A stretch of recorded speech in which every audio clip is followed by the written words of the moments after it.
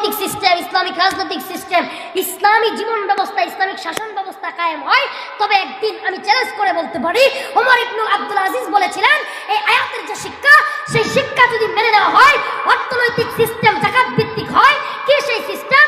বড় লোকদের কাছ থেকে, কোটিপতিদের কাছ থেকে টাকা নিয়ে সরকারি ফান্ড করা হবে, সরকারি কোষাগার করা হবে, সেখান থেকে গরিবদের লিস্টি করে করে যারা গরিব মিসকিন তাদের কাছে, এই যে সুষম বন্টন বলছিলাম, তাদের কাছে দাঁড়ে দাঁড়ে যে যত গরিব, যে ব্যক্তি দিন খাইতে পারে না সে ব্যক্তিকে বেশি দিতে হবে, যে ব্যক্তি দিন খাইতে পারে কিন্তু অর্থনৈতিক মন্দা আছে, ছেলের বিয়ে দিতে পারে না, মেয়ের বিয়ে দিতে পারে না, বিভিন্ন ঝামেলা আছে, তারা একটু কম দিয়া, যে ব্যক্তি দিন আনে দিন খায় তারা একটু বেশি দিয়া, এইভাবে যে বা যারা দেশের মধ্যে গরিব আছে, অসহায় আছে, যার বাড়ি নাই তারে বাড়ি দিয়া, যার ঘর নাই তারে ঘর করে দিয়া, যার শীতের দিন কম্বল নাই, খাতা নাই, তারে কম্বল দিয়া, ল্যাপ দিয়া, তুষক দিয়া, এইভাবে যদি জাকাত ভিত্তিক অর্থনৈতিক ফান্ড তৈরি করে বড় লোক, কোটি কোটি টাকার মালিক নেতা খাটের তলে, কি বলে, খাটের তলে কত পেয়ে কত বেশি তেল লুকাইতে পারে, এই অর্থনৈতিক সিস্টেম না? নেতাজি বউয়ের লাগি খাটের নিচে তেল কইছে, কই তোর 5 বছর যাবো তার তেল লাগতো না, কই কি করছে, কই করছি এক কাম, খাটের নিচে তুষকের তলে এমন তেল রাখছি যে 5 বছর পর্যন্ত খাইতে পারবি। কই ডেট তো যাইবো গা, কই ডেট গেলে আমার কি পোস্ট তো বুঝানো গন্ডে দিত না, আছে না নাই? জুড়ে বলে না, এই অর্থনৈতিক সিস্টেম না। অর্থনৈতিক সিস্টেম হবে সুষম বন্টন হবে, যে যতটুকু খাইতে পারে তাকে ততটুকু দিতে হবে। এই এলাকার গোটা বাংলাদেশের যত বড় লোক আছে, কোটিপতি আছে, দইরা দইরা সুইস ব্যাংক দেখা দেখা সাইজ কইরা কইরা এরপরে জাকাত আদায় করতে হবে। বড় লোক 10টা বাড়ি করে, আরে তার বাড়ির অভাব নাই, এরপরে উত্তরে হুদায় একটা প্লাট করে বাড়ি করে তুলে দিছে, যে বাড়ি কেউ থাকে না, কেউ যায় না, তবু প্লাট তার লাগবেই। এরপরে কি বলে, উত্তরে একটা করছে, কই বসুন্ধরা একটা প্লাট না থাকলে কেমন হয়, বসুন্ধরায় বাড়ি করে রাখছে, মিরপুরে বাড়ি করে রাখছে, গুলশানে বাড়ি করে রাখছে, বাড়ির অভাব নাই, গাড়ির অভাব নাই, নাউজুবিল্লাহ। ফুলা একটা করবো কি, ফুলা যেহেতু একটা, এটা কয় কি, একদিন উত্তরা লয়ে এক মেয়েরে উঠে, একদিন বসুন্ধরায় এক মেয়েরে উঠে, আর একদিন ধানমন্ডি গিয়ে আরেক মেয়েরে উঠে। হ্যাঁ, বদমাইশের দল। আজকে এই দেশের সিস্টেম, এই দেশের সমাজ ব্যবস্থা, অর্থনৈতিক ব্যবস্থা, রাষ্ট্রীয় ব্যবস্থা, পারিবারিক ব্যবস্থা, সবকিছুতে আজকে কুসংস্কারে ভরে গেছে, সবকিছুতে বেহায়াপনা, দুর্নীতি, সুদখোর, মদখোর, জিনাখোর, দর্শকে ভরে গেছে। জেলখানার ভিতরেও খারাপ অবস্থা। শুনেন, সারা দুনিয়াতে খারাপ কাজ করলে জেলে নিয়ে ঢুকে, খারাপ কাজ জেলে করলে কই ঢুকে? কি এক দেশে বাস করি রে বাবা, কি এক দেশে বাস করি। আমরা গাজীপুরে অন্যায় করলে কাশিমপুরে নিব, কিন্তু কাশিমপুরে যদি এখন করেন নিব কই? আমি তো চিন্তা করতেছি, আরে নিবে কই? না, এই সোনার বাংলা আমরা চাই নাই, ঠিক কিনা? এই সোনার বাংলা বঙ্গবন্ধু চায় নাই। এই কথা বলেন না, বঙ্গবন্ধু চাইছিল? এই সোনার বাংলা বঙ্গবন্ধু চায় নাই। বঙ্গবন্ধু এমন সোনার বাংলা চেয়েছিল, বঙ্গবন্ধুর বক্তব্য শুধু তোমরা শুনো না, আমরাও শুনি। বঙ্গবন্ধুর বক্তব্যের ভিতরে মুনাফাকুরদের বিরুদ্ধে ছিল। আমার দেশ মুনাফাকুর, সুর, বাটপারে ভরে গেছে। বঙ্গবন্ধু কইছে না এগুলো? বলে নাই? এবার প্রমাণ হবে ইমানদারের শক্তি বেশি নাকি সুরের শক্তি বেশি। আমরাও বলতে চাই, মাইনা নেওয়ার দৃষ্টিভঙ্গিটা একটু চেঞ্জ করেন। চ্যালেঞ্জ করে বলতে পারি, আমরাও বঙ্গবন্ধুর সাথে তাল মিলিয়ে, কথার সুরে সুর মিলিয়ে বলতে চাই, এখন আবার প্রমাণ হবে 2021 সালে চুরের শক্তি বেশি, ওই তেল চুরদের শক্তি বেশি না ইমানদারদের শক্তি বেশি। আবার প্রমাণ হবে। আমি কইছি না বঙ্গবন্ধু মামলা করলে বঙ্গবন্ধু নামে করলো, আরে কথা তো বঙ্গবন্ধু, ঠিক কিনা? আমরা বঙ্গবন্ধুর ভাষায় বলতেছি। প্রিয় ভাইরা আমার, বঙ্গবন্ধু এই রাষ্ট্র চায় নাই। ও প্রধানমন্ত্রী, ও এমপি মন্ত্রী, ও নেতারা, বঙ্গবন্ধু এই রাষ্ট্র চায় নাই। বঙ্গবন্ধু চেয়েছিল সুষম বন্টন হবে। আরে বঙ্গবন্ধু 10ই জানুয়ারি স্বদেশ প্রত্যাবর্তন দিবসে, যেদিন তিনি কারাবরণ করে মুক্তি পাইলেন, সেই 10ই জানুয়ারি স্বদেশ প্রত্যাবর্তন দিবসে রাত্রেবেলায় থাকলেন, রাত্রে সকালবেলা ঘুম থেকে উঠে রেডিও চাললেন। রেডিও চালার পরে দেয় সারেগামাপা। রেডিওতে কি কয়? সারেগামাপা গান বাজতেছে। তো বঙ্গবন্ধু বললেন, না, হ্যাঁ, ইতিহাস মহিউদ্দিন খান রহমাতুল্লাহ আলাইহি সহ অনেক ইতিহাসবিদ যারা বঙ্গবন্ধুর কাছের ছিল তাদের কাছ থেকে শুনে শুনে বলতেছি। গত কয়েকদিন আগে ওবায়দুর রহমান খান মধুবী সাহেব বলেছেন, উনি শুধু না, আমি আরো অনেক রেফারেন্স নিছি, একথা সত্য। বঙ্গবন্ধু 10ই মার্চ 10ই জানুয়ারি স্বদেশ প্রত্যাবর্তন দিবসে দেশে আসলেন। 11ই জানুয়ারি সকালবেলা রেডিও ছাড়ছেন, সাইরা দেখেন সারেগামা পা গান বাজতেছে। তখন উনি বললেন, এই বঙ্গবন্ধুর মা কি বলতেছেন, কি অবস্থা আজকে আমার রেডিওতে কোরআন তিলাওয়াত ছাড়া কেন শুরু হইল, রেডিও কি খবর? বঙ্গবন্ধুর শেখ হাসিনার আম্মা বলতেছেন, আমি তো জানি না। আমাদের মাননীয় প্রধানমন্ত্রীর আম্মা বলতেছেন, আমি জানি না, আপনি খবর নেন। উনি ফোন দিলেন মহিউদ্দিন খান সাহেবকে। মহিউদ্দিন সাহেব বিবেকবান মানুষ ছিলেন, চৌকুশ মানুষ। উনি চিন্তা করলেন, আমি যদি বইলা দেই তাইলে তো আর ধমকটা আমার হইব না। আমি মহিউদ্দিন সাহেব হুজুর করলেন কি, উনি বললেন, আমি জানি না, যারা রেডিও চালাইয়া করে জিজ্ঞাসা। বঙ্গবন্ধু ফোন করলেন, রেডিওওয়ালারা কোথায় আমার কারি সাহেবের তিলাওয়াত? তিলাওয়াত ছাড়া রেডিও ছাড়লা কেন? জবাব দিয়ে তার মধ্যে নিয়ে আসলেন। তারা বলল যে ঠিক আছে স্যার, আগামীকালকে থেকে রেডিওতে তেলাওয়াত হবে। উনি বললেন, না, আগামীকালকে থেকে তেলাওয়াত হলে হবে না, এখনই আমার কারি ওবায়দুল্লাহ হুজুর কেন? সেই বঙ্গবন্ধু আজকে মুরগি চুরা শাহরিয়ার কবির টকশুর মধ্যে বলে, বদমাশ বলে, আপনারা কেউ শুনছেন কিনা আমি এগুলো শুনি। এর টকশুতে এই মুরগি চুরাই চুরের বাচ্চা বলে, বঙ্গবন্ধু যদি বাইচা থাকতো তাইলে আওয়ামী লীগের নেতারা বিসমিল্লাহ বলে আসসালামু আলাইকুম বলে বক্তব্য শুরু করবে, এই সাহস নাকি পাইতো? হ্যাঁ, আপনারা ইউটিউবে সার্চ দিয়ে শুনে নেবেন, এটা বলছে শাহরিয়ার কবির বলছে। শাহরিয়ার কবির কি বলছে শুনছেন? আবারও বলি, বঙ্গবন্ধু যদি বাইচা থাকতো এদেশের নেতারা আওয়ামী লীগের বিসমিল্লাহ বলে আসসালামু আলাইকুম বলে বক্তব্য শুরু করবে, এই সাহস নাকি পাইতো? এরা বঙ্গবন্ধুরে নাস্তিক বানাইতে চায়, এরা বুঝাইতে চায়। বঙ্গবন্ধু সেদিন বলেছিলেন সেই রেডিওওয়ালাদেরকে, কারি ওবায়দুল্লাহ হুজুরকে আনো, এখনই তিলাওয়াত হবে। তোমরা কি ভাবছো দেশটা স্বাধীন হয়েছে পাকিস্তানের বিরুদ্ধে, ইন্ডিয়া সহযোগিতা করছে দেখিয়া দেশটা কি হিন্দু হয়ে গেছে নাকি? আরে আমি বলি না, বঙ্গবন্ধু বলছে কথা। বঙ্গবন্ধু শেখ মুজিবুর রহমান বলেছেন দেশটা কি ইন্ডিয়ার সহযোগিতায় স্বাধীন হয়েছে দেখিয়া আর পাকিস্তানের বিরুদ্ধে স্বাধীন করছে দেখিয়া দেশটা কি হিন্দু হয়ে গেল নাকি? কোরআনের তিলাওয়াত ছাড়া কেন রেডিও চালু হইল? সেই বঙ্গবন্ধুর কথায় গেল। প্রিয় ভাইরা আমার, তাহলে বঙ্গবন্ধুকে ওরা বানাইতে চায় নাস্তিক। আরে আমি রফিকুল ইসলাম মাদানী বঙ্গবন্ধুর কবরের পাশে সমাধিতে ভিতরে গেছি, আমাকে দেখে চিনে ফেলছে, ভিতরে গেছে। শেখ পরিবারের লোকদেরকে নিয়ে হাতে হাত তুলে দোয়া করছি, কোরআন তিলাওয়াত করছি। আমি যেই বিষয় দেখে আসলাম, অবাক করা বিষয়, বঙ্গবন্ধুর সমাধির পাশে সব সময় অল টাইম 24 ঘন্টা একজন হুজুর রাখা হয়েছে সমাধির ভিতরে। সে তার কাজ কি, নামাজ পড়বে, কোরআন নামাজ পড়বে, খাবে দাবে ঘুমাবে, আর সারাদিন কবরের পাশে কোরআন তিলাওয়াত করবে। সুবহানাল্লাহ বলেন। আমি দেখে আসছি, বিশ্বাস নয় আপনার রোজা জান দেখে আসেন। শুধু তাই না, শুধু তাই না, আমি যাইয়া বঙ্গবন্ধু সমাধির পাশে কোনো ত্রিপিটক পাই নাই, বাইবেল পাই নাই, গীতা পাই নাই, পাইছি কোরআন। সুবহানাল্লাহ বলেন। আরে বঙ্গবন্ধুর আমি পুরা একবারে আমাদের মাননীয় প্রধানমন্ত্রী যেই রুমে থাকে ওনাদের ফ্যামিলির লোকরা সহ, এরপরে গার্ড যারা আছে, সিকিউরিটি গার্ড, ওরা আমাকে চিনছে, মহাব্বত করছে। এরা ঘুরায় ঘুরায় প্রধানমন্ত্রী যে ঘরে থাকে, যে 3তলা বিল্ডিং, এটাতে নতুন একটা হইতেছে, সব ঘুরে ওরা দেখাইছে। ওই দিন বঙ্গবন্ধুর নামে একটা হচ্ছিল, দোয়া হচ্ছিল, সেই দোয়ার মধ্যে অংশগ্রহণ করছি, সব কিছু ঘুরে দেখছি। বঙ্গবন্ধুর নামে যে লাইব্রেরি করা হয়েছে, ভিতরে একটা লাইব্রেরি আছে, সেই লাইব্রেরিতে গেছি, বৈশা বৈশা কতক্ষণ বঙ্গবন্ধুর জীবনী আত্মজীবনী পড়ছি, সব কিছু ঘুরে দেখছি। প্রিয় ভাইয়েরা আমার, বঙ্গবন্ধু মুসলমান ছিলেন, শুধুমাত্র তাই না, বঙ্গবন্ধু আমাদের এই দেশের 18 কোটি মুসলমানের নেতা, আওয়ামী লীগের নেতা।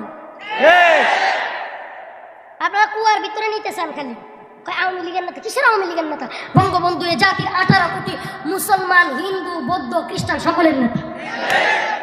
আমি বিশ্বের ইতিহাস পড়ে দেখছি, চাটুকারিতা না, বিশ্বের ইতিহাস পড়ে দেখছি।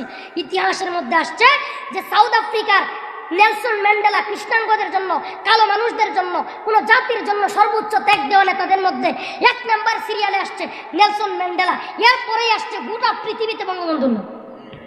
কি ভাবতেছেন আপনি? অথচ আপনারা কি করতেছেন? এত বড় একজন নেতা, মুসলমানদের নেতা, হেরে নাস্তিক বানাইতেছেন। প্রিয় ভাইরা, এদেরকে ছাইড়া দেওয়া যাবে না, মাইনা নেওয়ার মাদ্দা তৈরি করলে হবে না। বিশ্বাস করেন, মিডিয়াতে যাচ্ছে কথাগুলো কিভাবে বলবো?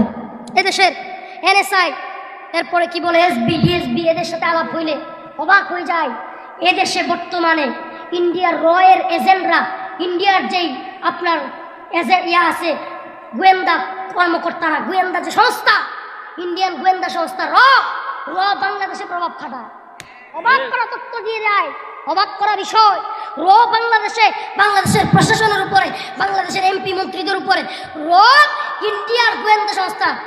জানেন কিনা আপনারা, বাংলাদেশে বর্তমানে সরকার বিরোধী কথা বলার চাইতে খতরনাক হলো ইন্ডিয়ার বিরুদ্ধে কথা বলা। বিশাল ঝামেলা। ইন্ডিয়ার বিরুদ্ধে কথা বললে আপনার ফাঁদ হয়ে যেতে হয়। ইন্ডিয়ার বিরুদ্ধে কথা বলা এত খতরনাক, এত মারাত্মক। তার মানে ইন্ডিয়ান গোয়েন্দা সংস্থা এই দেশে প্রভাব খাটায়। প্রিয় ভাইয়েরা আমার, আমরাও বলতে চাই, ইন্ডিয়ান তোমরা যদি আমাদের কথা শুনে রাখো, তবে বলতে পারি আমরা হুসাইন আহমদ মাদানির উত্তরসূরি, কাসেম নানতবির উত্তরসূরি, সেই ইংরেজ বেনিয়াদেরকে, লাল কুত্তাদেরকে, ব্রিটিশদেরকে ইন্ডিয়া থেকে যেইভাবে আমরা বিতাড়িত করেছি, বাংলার জমিন থেকে পাকিস্তানিদেরকে, বেহায়াদেরকে, পাকিস্তানের হানাদার বাহিনীদেরকে যেইভাবে বিতাড়িত করেছি, এদেশ থেকেও, এদেশের কোনো 1 ইঞ্চি মাটির উপরে যদি ইন্ডিয়ার হস্তক্ষেপ করে, বাংলার মানুষ ইন্ডিয়াকেও এদেশ থেকে জুতা পিটা কইরা বিদ্যুৎ করে।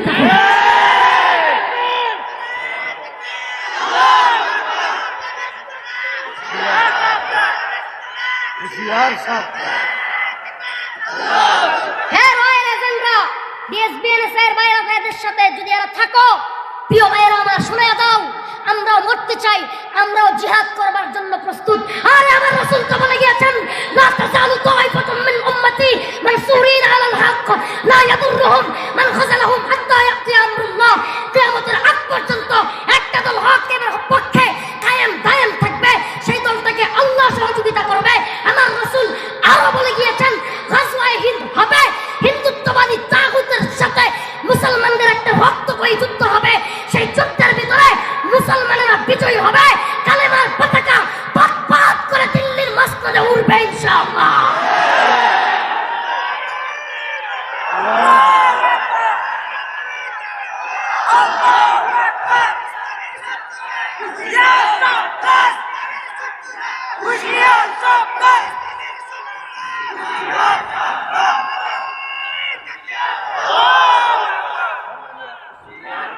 জিহাদ জিহাদ জিহাদ চাই, জিহাদ করে বাঁচতে চাই বলেই তো। জিহাদ জিহাদ জিহাদ চাই, জিহাদ জিহাদ জিহাদ চাই। আরে যুবক, কিসের রঙিন স্বপ্ন? বাদ দাও, তুমি ইসলামের পথে শহীদ হয়ে তো দেখো। আমার আল্লাহ বলেছেন, জিহাদ করে তো দেখো, তুফাতুল মুমিনিল মাউত। তুমি মুমিন, জিহাদ করলা, শহীদ হইলা, তো তোমার জায়গা আমার আল্লাহর জন্য জান্নাত তুফা হয়ে যাবে। তুমি বাঁচতে চাও কেন? এত স্বপ্ন কেন? রঙিন স্বপ্ন বাদ দাও, তুমি ইচ্ছা করলেও তো একদিন বেশি বাঁচতে পারবো। রঙিন স্বপ্ন বাদ দাও, জিহাদ জিহাদ জিহাদ চাই, জিহাদ করে মরতে চাই। মুসলমানের তো বাঁচার স্বপ্ন দেখে লাভ নাই। আমরা যত বাঁচতে শিখছি, তত মার খাইতে শিখছি। আমরা যত বাঁচতে চাইতেছি, তত মায়ের খাইতে শিখতেছি। যত গর্তের ভিতরে লুকাইতে যাচ্ছি, তত ওরা আমাদের গাড়ে পাড়া দিয়া, আমাদের উপর দিয়া খারাপ কাজগুলো করতেছে। আমাদের গাড়ে বন্দুক রেখে আমাদের আরেক বাইকে গুলি করতেছে।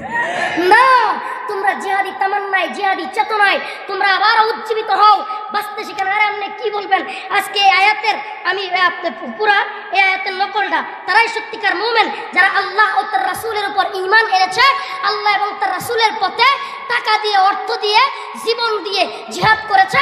উলাইকা হুমুস সাদিকুন, এরাই হচ্ছে সচ্চা লোক, সৎ লোক, খাঁটি লোক। এটা কোরআনের আয়াত, সূরাতুল হুজুরাতের 49 নম্বর আয়াত। এই আয়াতের অর্থ ফেসবুকে দিছি, 29টা কমেন্ট করার পরে, 700 না কয়শো লাইক করার পরে আমার এই পোস্ট স্টপ করে দেওয়া হয়েছে। দেখেন, আপনারা চ্যালেঞ্জ করলেন, দেখেন। তার মানে ফেসবুক ওদের নিয়ন্ত্রণে। জিহাদের আয়াত ওরা মানতে চায় না, জিহাদের আয়াত ওরা মানতে চায় না, জিহাদ বন্ধ করে দিতে চায়। জিহাদের এরা ভয় পায়, মার্ক জাকারবার্গ নিজেও ভয় পায়। বুঝেন নাই? আমি আমি আমি পরে কিছু কাটলাম যে কি জন্য আমার এটা হইল। জিহাদের আয়াতটা দেওয়ার সাথে সাথেই আমার ফেসবুকের পোস্টের কমেন্ট বন্ধ, লাইক বন্ধ। এটার কারণ কি? অন্য আরেকটা পোস্ট করলাম, হুড় হুড় করে, যেহেতু আইডিতে অনেক ফলোয়ার, অনেকেই আমাদেরকে ফলো করে, সেহেতু লাইক কমেন্ট তো বেশি হওয়ার কথা, কিন্তু কেন এমন হচ্ছে? তখন আমি যাচাই করলাম, কয়েকজনের সাথে কথা বলে যা জানলাম, সর্বনাশ, এটা শুধু বিদেশ থেকে না, বাংলাদেশেও নাকি ফেসবুক নিয়ন্ত্রণের জন্য যারা আছে, ফেসবুক নিয়ন্ত্রণের জন্য বাংলাদেশেরও লোক আছে, এরা নাকি জিহাদের কোনো বিষয় দিলে এরা নিয়ন্ত্রণ করে, এরা এটা দিতে চায়। চিন্তা করছেন? চিন্তা করছেন? ভিডিও দিতে চাইলে কোনো জিহাদি ভিডিও, কোনো রজমের ভিডিও, পাথর মাইরা হত্যা, রজম। ও আরেকটা কথা, যে কথা বলতেছিলাম, যে ওই যে মাহমুদুল হাসান লিগ্যাল নোটিশ দিয়েছিল, এই কথার থেকে বেরিয়েছিলাম, কেউ বলতে পারেন না, কেউ বলতে পারেন না। লিগ্যাল নোটিশ, এই লিগ্যাল নোটিশে বলছে যে আপনারা কোরআন হাদিস সম্বন্ধে কথা বলবেন, কোন আয়াত থেকে বলছেন, হাদিস থেকে বলছেন, সেটা বলবেন। আমরাও বলি, আমরাও মাইনা নিলাম, সব কিছু বাজলাম, সব কিছু মানলাম, যে আপনারা বলছেন কোরআন হাদিস থেকে কথা বলতাম, আপনারা বুঝলাম পরীক্ষা করার মতো লোক, আপনারা পরীক্ষা করতে পারবেন, যোগ্যতাও আছে।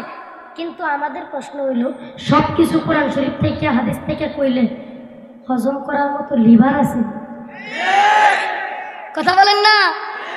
আমরা আপনাদেরকে প্রশ্ন করতে চাই, উকিল সাহেব নোটিশ দিয়েছেন কোরআন হাদিস থেকে কথা বলতে হবে, হ্যাঁ মাইনা নিলাম, কোরআন হাদিসের কথাই বলবো, একটা কথাও বাইরে বলবো না।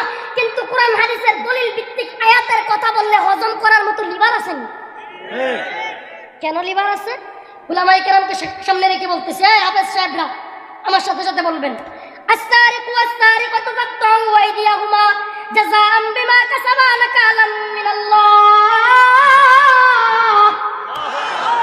আস-সারিকু ওয়াস-সারিকাতু ফাকতাউ আইদিয়াহুমা, আস-সারিকু ওয়াস-সারিকাতু ফাকতাউ আইদিয়াহুমা।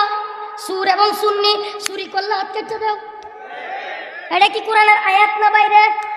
এই হাফেজ সাহেবরা হাত তুলেন, কে কে আছেন? প্রমাণ দিয়ে যায় হাফেজ সাহেব, এই আয়াত কি আছে কোরআনে? হাত নামান, প্রমাণ হইল নি কোরআনে?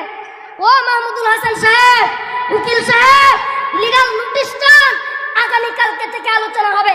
আস-সারিকু ওয়াস-সারিকাতু ফাকতাউ আইদিয়াহুমা, সুর এবং সুন্নি দুইটারে হাত কেটে দাও। কয়েকদিন আগে আমরা 3 দিন 4 দিন আগে পত্রিকায় পাইছি কত লক্ষ হাজার কোটি টাকা চুরি হয়েছে, যেটি চুরি করছে সবটি হাত কাটতে হইবে। বলছো তো কোরআন থেকে বলতাম, বলছি আইন করো সংসদে, নাইলে আমরা মানতাম না। কোরআন আয়াত তো, তোমাদের কথা, তোমাদের দলিলে তোমরা ধরা খাইছো, আমার কি? আসো আর একটু সামনে যাই। আস-সানিয়াতু ওয়াজ-জানি ফাজলিদু কুল্লা ওয়াহিদিন মিনহুমা মিআতা জালদা। হাই হাই, এখন তো সর্বনাশ। আস-সানিয়াতু ওয়াজ-জানি ফাজলিদু কুল্লা ওয়াহিদিন মিনহুমা মিআতা জালদা। জিনাকুর এবং জিনাকারিনী, জিনাকুর এবং জিনাকারিনী যদি অবিবাহিত হয়, ফাজলিদু কুল্লা ওয়াহিদিন মিনহুমা মিআতা জালদা, 100 বেত্রাঘাত। কেমন বেত্রাঘাতিগুলো? অবিবাহিত হইলে এমন বেত্রাঘাত লাগানি লাগবো সর্বোচ্চ জোরে, এমন বেত দিয়া লাগানি লাগবো যে বেত দিয়া সর্বোচ্চ জোরে 100 বেত্রাঘাত লাগানির পরে আর জীবনে জিনার কথা মন থাকতো না। এটা আস-সানিয়াতু ওয়াজ-জানি, এই আয়াত কি কোরআনের না বাইরের? হ্যাঁ, তাইলে এখন মাহমুদুল হাসান সাহেব লিগ্যাল নোটিশ দিছেন, লিভারে হজম হইব? হ্যাঁ, খালি এইটাই না, আরেকটু সামনে গেলে যদি বিবাহিত পুরুষ বিবাহিত মহিলা জিনা করে, তাইলে একবারে পাথর মাইরা হজম কইরা হত্যা করে দিত। কোরআনের আয়াত বলতেছে, রফিকুল ইসলামের কথা না, হজম হইব? এবার কবে হুজুর আর কি কই তারবেন? সুদের কথা তো কোনো আনোই না, নাই কই তারবেন না? হ্যাঁ, কি মনে করছো তুমি? বাটপারি কোনো জায়গায় ছাড় নাই, সব কথাই কোরআনের। কিন্তু আমরা বাংলা কই আর কি, তোমরা আরবিটা বুঝতে না, আরবি বুঝতে না দেখে আমরা বাংলা বলি। বেটা, সব কথাই কোরআন হাদিসের দলিল ভিত্তিকে আমরা বলি। আহাল্লাল্লাহুল বাই'a ওয়া হাররামার রিবা। আল্লাহ তাআলা ক্রয় বিক্রয়, আহাল্লাল্লাহুল বাই'a, আল্লাহ তাআলা ক্রয় বিক্রয় কে করেছেন হালাল, ওয়া হাররামার রিবা, সুদকে কি করছেন হারাম। কোরআন আয়াত, সুদ খাওয়া যেত না কালকে দেখে। এই দেশে যদি কোনো সুদখোর পাওয়া যায়, তাইলে সমাজের মানুষ মিললে জুতা দিয়া অথবা ঝাড়ু দিয়া, জুতা পিঠা ঝাড়ু পিঠা গণগুলাই দিতে হবে। কোরআন আয়াত তো, লিভারে হজম হইব নি? এলা কবে হুজুর আর যাই হোক, ইন্টারেস্টের কথা তো আর কোরআন শরীফ নাই। নতুন কইরা তারা ঘুষারে কি নাম দিছে? ইন্টারেস্ট। হাই রে, এটা তো ওই অবস্থা যে এই সব তো তুলে ফেলে, এর জন্য বলতেও পারি না, বলতে হবে। এটা তো এই অবস্থা যে চট্টগ্রামের কক্সবাজারের এক এমপি, হ্যাঁ ইয়াবা এমন আবার ব্যবসা করছে, এমন ইয়াবা ব্যবসা করছে বা আবার এমন অবস্থা করছে তার নামই হয়েছে ইয়াবাবধি। হ্যাঁ, আমরা বলি না, কে সারা দেশেই জানে, পত্রপত্রিকা তো আসে নাই, ওই এলাকায় যায় দেখেন তার ইয়াবাবধি ডাকে। ও প্রিয় ভাইরা, তার গাড়িতে ইয়াবা পাওয়া গেছে, ইয়াবার চালান পাওয়া গেছে। এখন কি দেখলো, হাই হাই, এর নামে যেহেতু ইয়াবার রওনা হয়ে গেছে, এর মনোনয়ন দেওয়া যাবে, হ্যাঁ বলে দেব, কারে দাও মনোনয়ন কারে দাও, নমিনেশন কারে দাও, বউরে দাও। এই জন্য পুরাতন বুতলে নতুন মাল, পুরাতন বুতুলে নতুন মাল। ঠিক তেমনি ভাবে এদের অবস্থা হলো বর্তমানে ঘুষের নাম দিছে ইন্টারেস্ট। কি দিছে? ইন্টারেস্ট। আরে নাউজুবিল্লাহ, আমাদের যুবক ভাইরা যারা কিনা কমার্স পড়ে, যারা কিনা হিসাব বিজ্ঞানে, যারা কিনা কমার্স লেখাপড়া করে, হিসাব বিজ্ঞান যারা কিনা কমার্সের লাইনে পড়ে, হ্যাঁ যুবক ভাইরা, জেনারেল শিক্ষিত ভাইরা, আজকে অবাক করা বিষয়, বাংলাদেশের মুসলমান সন্তানদেরকে সুদের কথা, ঘুষের কথা, কি বলে ইন্টারেস্টের কথা পড়ানো হয়। হ্যাঁ আমি কইরা বলতেছি, পড়ানো হয় না? হয় না? চিন্তা করেন, যে ছেলেটারে ইন্টারেস্টের কথা পড়াইতেছে, এ চাকরি করে ইন্টারেস্ট না খায় উপায় আছে?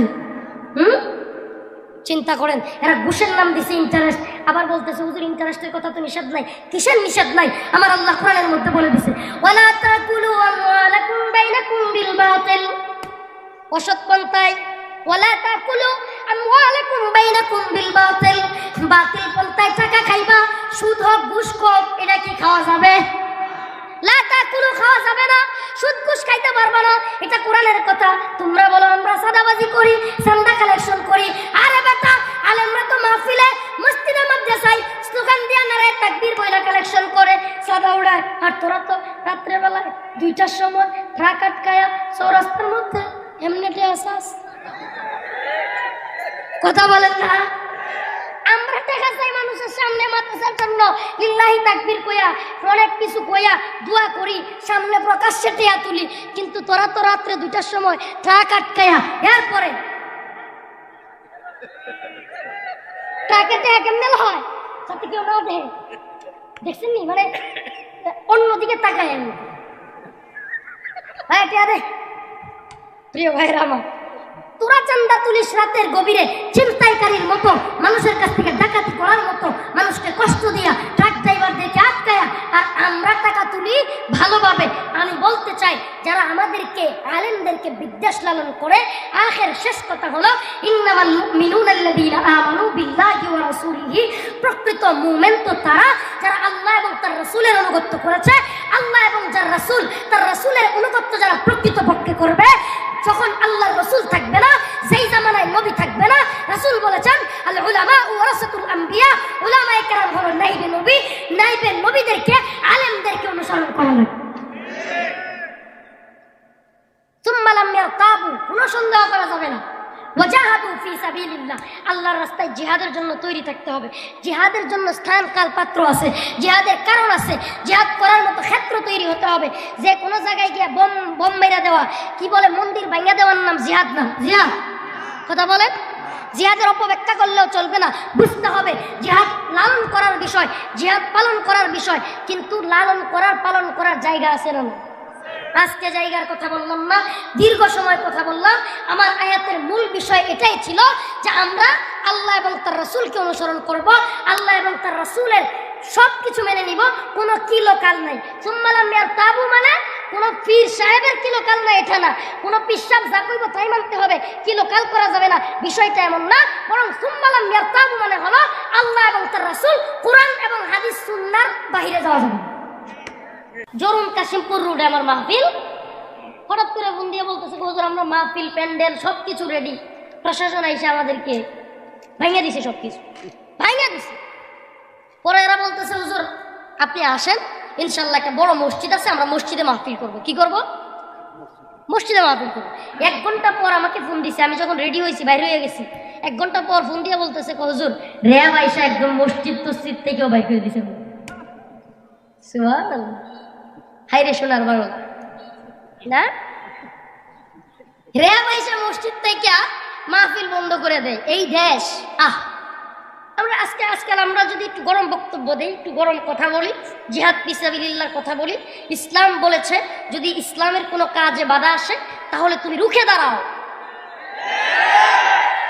এগুলো যদি আমি বলি, আরে কত বুদ্ধিজীবী দায়িত্ব দিয়া, রফিক এত গরম কিছু বলার দরকার নাই, দেশের পরিস্থিতি বুঝা কথা বলার চেষ্টা করো, দেশের পরিবেশ ভালো না। আরে পরিবেশ পরিস্থিতি এগুলো আপনি আমার কারণে তৈরি হয়েছে, আপনি আমার মাইন্ড সেটআপ, আমি আপনি দৃষ্টিভঙ্গি মেনে নিয়েছি। দেশের পরিস্থিতি ভালো না, বিরুদ্ধে বলা যাবে না। দুর্নীতি, সুদ, ঘুষ, মদ, জিনা, ব্যভিচার, ধর্ষণ আস্তে আস্তে বাড়তেছে।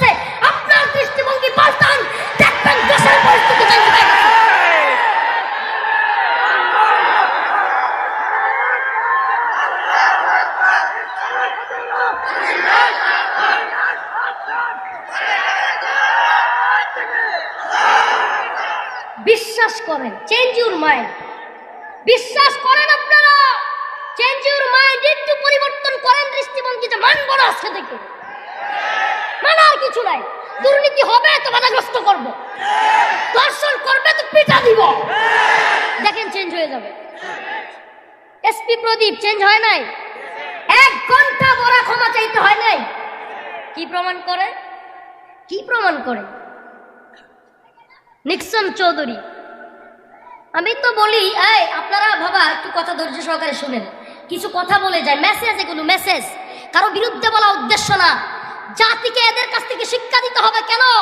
উলামায়ে কেরামের বিদ্বেষ লালন করলে, আলেমদের বিরুদ্ধাচরণ করলে, সর্বজন স্বীকৃত বুজুর্গ ব্যক্তিত্ব আল্লামা জুনায়েদ বাবুনগরীকে কটূক্তি করলে, গালাগালি করলে আল্লাহ তাআলা সেই বেয়াদবদের শাস্তি কি দেয় এটা জমিনে আল্লাহ তাআলা দেখায় দিচ্ছে। এর থেকে জাতিকে অবশ্যই অবশ্যই আমাদেরকে সচেতন করতে হবে। হে জাতি, আর চাই করো ইসলাম এবং আলেমদের বিরোধিতা করো, এটা বলতে হবে। কেন বলতে হবে? দেখেন আজকে এমপি নিক্সন চৌধুরী উনি আলেমদের নামে বিশাল বিশুদ্ধার করলো, বিশাল গালাগালি করলো। আল্লাহ তাআলা বলল, উনি এক বক্তব্যের মধ্যে বললেন যে আমরা তাপস সাহেবের যুবলীগের সাথে ক্ষমতা থাকলে লড়াই করো, এই করো সেই করো, মামুনুল হক বাবুনগরী এইভাবে মানে যা মন চা, আমি তো বলতে পারবো না, গালাগালি যা করছে করা। আল্লাহ তাআলা কয় তুই যে যুবলীগের কথা বলছিস এই যুবলীগের হাতে ঝাড়ু তুলে দিব আমি আল্লাহ, এই যুবলীগের হাতে জুতা তুলে দিব, তো এই জুতা পিটা করা হবে। করে নাই? করে নাই? বাংলাদেশে তার পুষ্পতলিকা কারা নিছে? আমরা তো তা নিছি। তারা পুরাইছে কে? ইয়া বনের গুত্তা বানায় পুরাইছে কে? তার দল। সে যেই দলের কথা বলছে সেই দল। আর আমার আল্লাহ তো সেই আল্লাহ। আমার আল্লাহ বলে আমি চাইতো কত ইজ্জত মানতাশা কত জিল্লু মানতাশা, আমি চাইতো তোকে ইজ্জত দিব, এমপি বানাবো, মন্ত্রী বানাবো। আমি আল্লাহ চাইতো কত জিল্লু মানতাশা জুতা পিটা করে সংসদ থেকে বের করব। আরে আমি আল্লাহর তো পাওয়ার, সেটা আহকামুল হাকিম তোরা দেখতেছিস, আমি দেখা। আরে প্রধানমন্ত্রী, মাননীয় প্রধানমন্ত্রী তিনি নিজে বলতেছেন এত বড় দল, এত বড় সংগঠন, এত কর্মী, আমি আজ পর্যন্ত সেই প্রশ্নের জবাব খুঁজে পাই না। কি সেই প্রশ্ন? আমার আব্বাজান মারা গেলেন, ওনার এত বড় দল, এত বড় সংগঠন, আজ পর্যন্ত আমি সেই কথার জবাব খুঁজে পাই না যে আমার আব্বার লাশ 32 নম্বরে পড়ে থাকলো, দেখার জন্য কেউ আসেনি। এদিকে আমার মুখের কথা না, প্রধানমন্ত্রী। আর এটা তো অনেক দূর কা বাত হ্যায়, এটা তো অনেক দূরের কথা। উনি বলেছেন বঙ্গবন্ধুর কথা, 1975-এর কথা, 75-এর কথা বলতে হবে না। আসো 2021 সালে এসে দেখো, সৈয়দ আশরাফ সাহেব আওয়ামী লীগের বর্তমান ক্ষমতাসীন দল আওয়ামী লীগের সাধারণ সম্পাদক সৈয়দ আশরাফ সাহেব মারা গেলেন। 1 বছর পূর্ণ হলো তার মৃত্যুবার্ষিকীতে সাংবাদিকরা গিয়ে তার কবরের পাশে বসে রইল। ছবি তোলার জন্য বড় বড় আওয়ামী লীগের নেতারা আসবে, আওয়ামী লীগের অনেক বড় বড় নেতৃত্বরা আসবে, তাদের কাছ থেকে কিছু বিবৃতি নিবে। হাই হাই, সৈয়দ আশরাফের কবরের পাশে সারাদিন সাংবাদিকরা থাকলো, সন্ধ্যা পর্যন্ত কোনো আওয়ামী লীগের নেতা সেই জায়গায় যায় নাই। শিক্ষা তো এত দূরের নেওয়ার দরকার নাই। শিক্ষা নাও, ইট মারলে পাটকেল খাইতে হয় কিনা। শিক্ষা নাও, যদি শিক্ষা না নাও তবে কিন্তু ভয়ঙ্কর পরিস্থিতি হবে। আমরা তোমাদের বিরুদ্ধে না, ফিরে আসো তোমরা। আজকে এসপি সাহেব আজকে যে লাঞ্ছনার শিকার হয়েছে, 1 ঘন্টা ব্যাপী একজন এসপির জন্য এর চাইতে বড় অসম্মানে আর কিছু হতে পারে না।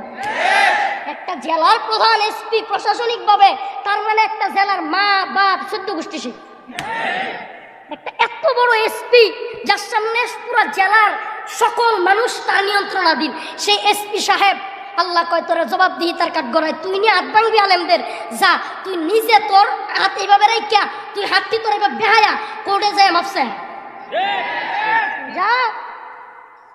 নিক্সন সাহেব গালাগালি করেছিলেন, দেখেন আমার আল্লাহ আপনাকে কি দেখায় দিছে। আমি নিজে, আমি রফিকুল ইসলাম, আমার ইউটিউবে বয়ান আছে, পারলে দেখেন। বাঙ্গা গিয়া ফরিদপুর বাঙ্গা গত বছরের কথা বলতেছেন, প্রশংসা করে আসছি। অনেক জনপ্রিয় মানুষ ছিলেন, অনেক জনপ্রিয় মানুষ ছিল।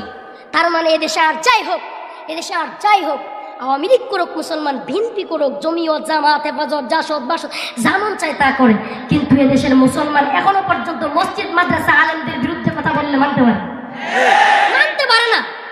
আমি চ্যালেঞ্জ করলাম বুটবাজারের ইমাম খতিব সাহেব আব্দুর রহিম আল মাদানী, ইনি কি কোনো এসপি, ডিসি, প্রধানমন্ত্রী, এমপি কিছু? এই লাইনের কোনো কিছু। আমি চ্যালেঞ্জ করলাম আব্দুর রহিম আল মাদানিকে, এলাকার কত বড় হুমরা সুমরা আসো গাজীপুরের, যদি ক্ষমতা থাকে একটা সোয়ার দিয়া দেহ জনগণ তোমার হাত ঠিক রাখেন। পাওয়ার তো আল্লাহ, পাওয়ার হে বেটা, এ পাওয়ার তো আল্লাহ দেয়। তুমি বক্তব্য দিতে উঠো, তুমি মঞ্চে ওঠার পরে তুমি তোমার দলের লোকেরা কথা বুঝেন, শুভেচ্ছায় স্বাগতম, লাল গোলাপের শুভেচ্ছা বক্তব্য দিয়া যখন তুমি ভাবছিল 1 লাখ টাকা বাজেট দিবা, কিন্তু বাজেট দিছো 20,000, জানাগা শুরু করে বাপ্পা বলে না কথা বলেন। মনে করেন না আমি যে আয়াত নিছি আয়াতের বাহিরের আলোচনা, আয়াতের ভিতরের আলোচনা, আয়াত কি বলে সেই বিষয়ে আলোকপাত করব। কিন্তু তার আগে বলতেছি, ও জাতি, শিক্ষা নিতে হবে, শিক্ষা নিতে হবে। তুমি যদি ক্ষমতা পাওয়ার কারণে তোমার হাঁটার পরিবর্তন হয়ে যায়, তোমার পকেটে টাকা থাকার কারণে, বড় বাড়িওয়ালা হয়ে যাওয়ার কারণে তোমার হাঁটা যদি এই স্টাইলে হয়, তবে মনে রাখবা 4 দিন পরে তোমার এই স্টাইলের হাঁটা এমনি হইব। চ্যালেঞ্জ করলাম আমি বেটা, দুনিয়ার তাকাব্বুরের মালিক কে? সমস্ত কিছুর মালিক কে? আলহামদুলিল্লাহি রাব্বিল আলামিন। সমস্ত প্রশংসা হবে কার? এজন্যই তো আমরা বলি খুদার জমিন। জমিন কার? বলেন কার? এই জমিনটা কে? মালিক কে? খুদার জমিনে খুদার কোরআনের কথা হবে, কিসের প্রশাসনের অর্ডার? এজন্যই তো আমি বলি আমি কোনো অর্ডার মানিও না, আমি মানি না। আমার পৃথিবীতে, আমার সংবিধানে, আমার ডিকশনারিতে আমার কোনো প্রধানমন্ত্রী নাই, রাষ্ট্রপতি নাই, এমপি নাই যদি ইসলামের বিরুদ্ধে যায়।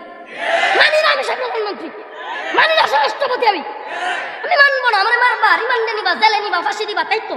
তোমাদের সংবিধান যা বলে, তোমাদের আইন যা বলে তুমি তা করবা। আমার আল্লাহ আইন যা বলে আমি তাই করবো। আমি মানি না রাষ্ট্রপতি, মানি রাষ্ট্রপতি মানি। কথাগুলো ইউটিউবে যাচ্ছে, সেই কারণে বলি সম্পূর্ণটা প্রচার করবো। আমি রাষ্ট্রপতি মানি যদি রাষ্ট্রপতি আল্লাহরে মানে, আমি রাষ্ট্রপতি মানি রাষ্ট্রপতি যদি ইসলাম মানে, আমি প্রধানমন্ত্রী মানি যদি ইসলাম মানে। এই কসুর প্রধানমন্ত্রী মানি না যদি ইসলামের বিরুদ্ধে যায়। কিসের বিএনপি, কিসের আওয়ামী লীগ? তুমি মুসলমান, তোমার বড় পরিচয় সেটা। কিসের শুধু আওয়ামী লীগ বিএনপি? কয়েকদিন আগে এই যে মির্জা ফখরুল, এত বামপন্থী লোক, সে বলতেছে যে আমরা শরীয়তের আইনে বিশ্বাসী না। সরাসরি বলতেছে আমরা মৌলবাদকে প্রশ্রয় দিই না, মৌলবাদীদের সাথে নাই। চিন্তা করছেন? তার মানে সবগুলোর না নাই এক জায়গায়। প্রিয় ভাইয়েরা আমার, প্রিয় ভাইয়েরা আমার, আমাদেরকে বুঝতে হবে, আমাদেরকে জানতে হবে, আমাদেরকে ভালোবাসতে হবে এক আল্লাহকে। বুঝতে হবে, জানতে হবে কোরআন। কোরআন আমার সংবিধান, হাদিস রাসূলুল্লাহ সাল্লাল্লাহু আলাইহি ওয়াসাল্লামের জীবনী আমার সংবিধান। আমি মানবো ততক্ষণ পর্যন্ত লা তাআতা লিমাখলুকিন ফি মাসিয়াতিল খালিক, লা তাআতা, কোনো অনুসরণ করব না আমি ফি মাসিয়াতিল খালিক। আমি আমার ভাইকে মহব্বত করব, বাবাকে মহব্বত করব, মাকে মহব্বত করব, মেয়েকে মহব্বত করব, আমার স্ত্রীকে মহব্বত করব, স্ত্রীর স্বামীকে মহব্বত করবে, সব মহব্বত ঠিক থাকবে। আমি আমার দলকে মহব্বত করব, আমি আমার দলের নেত্রী নেতাকে মহব্বত করব। কিন্তু কিন্তু কিন্তু যতক্ষণ পর্যন্ত আমার নেতা, আমার দল, আমার ভাই, আমার মা, আমার বোন ইসলামের ভিতরে আছে, ইসলাম মানতেছে, ঈমানের ভিতরে আছে, ততক্ষণ আমি দল মানি, নেতা মানি, ভাই মানি, বোন মানি, সব মানি। ইসলাম, ঈমান এবং কুফর, মাল ফারকু বাইনাল ঈমানি ওয়াল কুফর, ঈমান এবং কুফরের সাথে যদি আলাদা হয়ে যায়, আমার ভাই যদি কুফরের পর্যায়ে চলে যায়, আমার ভাই, মা যদি, আমার বাবা যদি, আমার দলের নেতা, আমার দলের নেত্রী, আমার দল যদি ইসলামের বিরুদ্ধে চলে যায়, আমি ইসলাম মানবো, ঈমান মানবো, আমি কোনো দল, কোনো নেতা, কোনো ভাই, বাবা কাউরে মানি। এটা ইসলাম, এটা ইসলাম, ইটস রিয়াল ইসলাম, এটাই প্রকৃত ইসলাম নাম। ইসলাম আত্মসমর্পণ করার নাম। ইসলাম শব্দের অর্থ শান্তি না। অবাক করা কথা বলে দেয়। এই আবিধানিক ভাবে বাবারা অনেক কিছু নিয়েন না, মুরব্বীরা দয়া করে মাফ করবেন, কেউ কথা বলেন না। ইসলামের আবিধানিক অর্থ কি? অভিধান কি বলে? ইসলাম আত্মসমর্পণ করার নাম। ইসলাম শব্দের অর্থ শান্তি, কেউ দেখাইতে পারবে না। কি বাবা, কি ইসলাম শব্দের অর্থ শান্তি না? ইসলাম শব্দের অর্থ শান্তি না। ইসলাম শব্দের আবিধানিক অর্থ হচ্ছে আত্মসমর্পণ করা। হ্যাঁ, যে ব্যক্তি প্রকৃতপক্ষে আত্মসমর্পণ করলো, ইন্নামাল মুমিনুনা আল্লাযীনা আমানু বিল্লাহ, আল্লাহর উপর ঈমান আনলো, ওয়া রাসূলিহি, রাসূলের উপর ঈমান আনলো। ইন্নামাল মুমিনুনা আল্লাযীনা আমানু বিল্লাহি ওয়া রাসূলিহি সুম্মা লাম ইয়ারতাবু, কোনো সন্দেহ করে নাই, সুম্মা লাম ইয়ারতাবু, কোনো ধরনের সংশয় নাই, কোনো সন্দেহ নাই, রাসূলরে মানি। কিন্তু আওয়ামী লীগের বিরুদ্ধে কোনো হাদিস গেলে রাসূল মানি না, রাসূলরে মানি। বিএনপির বিরুদ্ধে কোনো হাদিস গেলে রাসূল মানি না, নাউযুবিল্লাহ। তাই তো হচ্ছে, আজকে দল করতেছে, মনে হচ্ছে দল মনে হয় ইসলামের আগে। কিসের আওয়ামী লীগ কিসের বিএনপি? কোনো এক দলের গায়ে যদি চুলকানি লাগে বুঝবেন এই দলের ভেজাল বেশি। আমরা কোনো এক দলরে বলি না, আমরা সব দলরে বলি সবাই ভালো হয়ে যাও।